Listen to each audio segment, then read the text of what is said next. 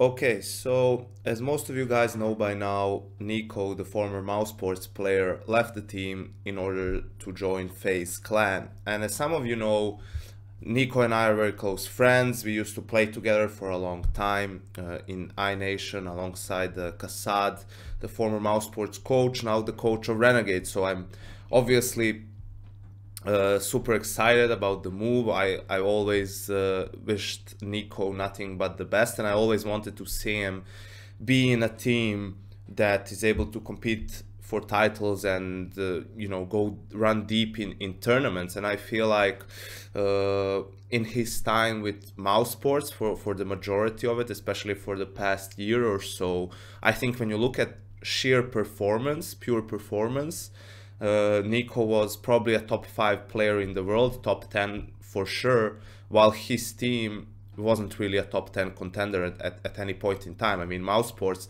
was never a team that was going to win a big tournament, like a 250k plus tournament, unfortunately. The best runs they've had was Pro League Season 4, where they got an automatic semi-final place because they were first in the group stage, which was best of one.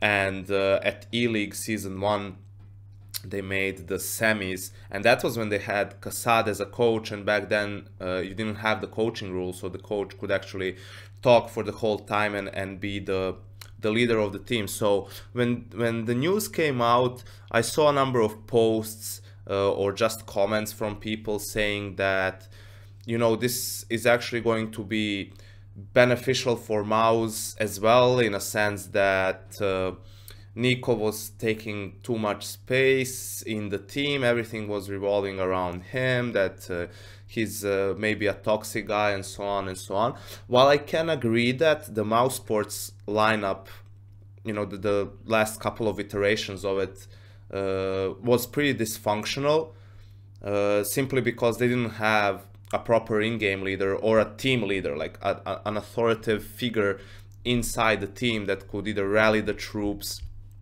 and so on, because Mouse Sports was known to be a team that would often self-destruct. They would just beat themselves in games because they would lose a silly round and because of a stupid mistake, and then they would crumble from that point on. Now, while I can agree with that, and I don't think like NiKo was good in-game leader, in a sense that I just don't think he's matured enough in that sense to be able to lead a team. He's a super competitive person, so and a very emotional guy. So everything that you guys see in cameras when they show his expressions after rounds and everything, that's just him more than anything else being mad on himself, because he's so driven to win and to compete, and he still doesn't know how to control those emotions, and doesn't realize that that's actually hurting the team, even though it's not anything against his players.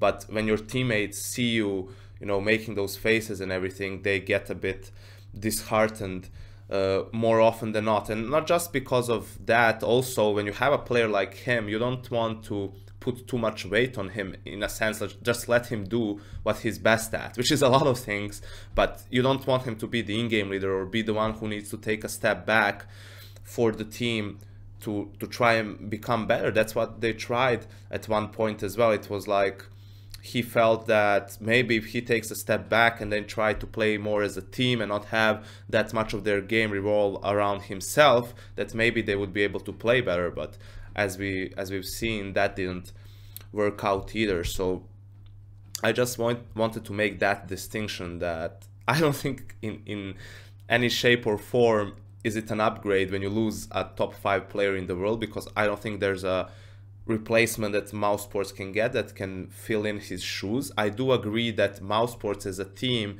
NiKo in it or not, they need a dedicated in-game leader and a leader in the team, someone like Kerrigan that was picked up by FaZe from Astralis, in order to make that team functional. Because now when the coach's role is diminished, you really need to have a player in the lineup that's going to be on the server, that's going to control things pretty much. So I just wanted to basically explain to people that NiKo is not a toxic player. I mean, I played with him for a long time, and he's one of the best teammates that you can have. He'll always try and, you know, just win no matter what. Try and do his best to help his team win the game, and I think that's what you want from every teammate. Now, when you look at FaZe as a team, obviously this is a big upgrade for them. I feel that the only problem that they might have is a case where how do you make room for so many players to do their own thing, right? Someone needs to take a step back, and obviously Carrigan is that guy because he's the in-game leader, but who's the second player? You know, Alu is an aggressive type of an opper. He's good at getting those opening picks for his team, and then you have Rain and Kyo. So NiKo is best when he can be the point man, when he can, you know, try and make things happen on the map as well. So it probably has to be the Rain or Kyo who takes a step back. And, you know, looking at it now, it seems like Kyo has kind of taken that step already, even when AZ was in the team. So I'm very curious to see how Carrigan will basically, you know, build their game now when he has such a strong weapon as NiKo, because when you look at it on paper, those are all, you have a great in-game leader, a great topper, a great all-around player in NiKo, you have a very stable and solid player in Rain, and Kyo is also at this point a very experienced player in a sense that he's won 2 majors, you know, he's played on a very high level, he's also an extremely skilled player. So you look at the team and you can't really see any gaps besides the possible communication issues, right? If communication is a problem, you know, everyone has to speak English, and that's not a first language for anyone in the team. So you look at it and that's probably the main problem that they might have, besides figuring out how they're going to use all of those players in the best way, pretty much. So yeah, I think that this is a pretty exciting time for both FaZe and mousesports. I mean, as I said, things weren't working for Mouse, so this is a chance for them to restructure the team. I don't know how much the buyout was. It was significant, as you may assume, so that gives Mouse something to work with in terms of who they want to bring in as a replacement, how do they want to restructure their team, and so forth.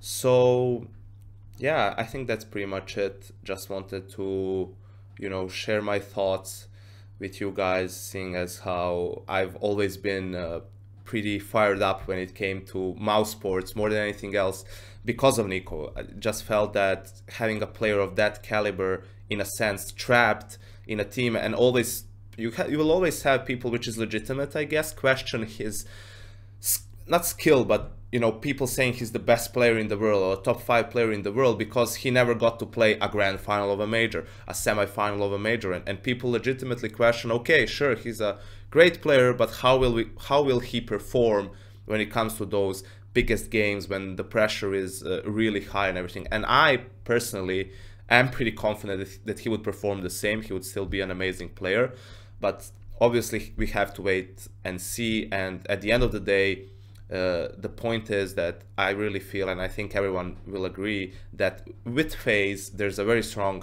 possibility that we will see NiKo play at those highest levels of competition, deep in tournaments, and I think that's something we should all be excited about.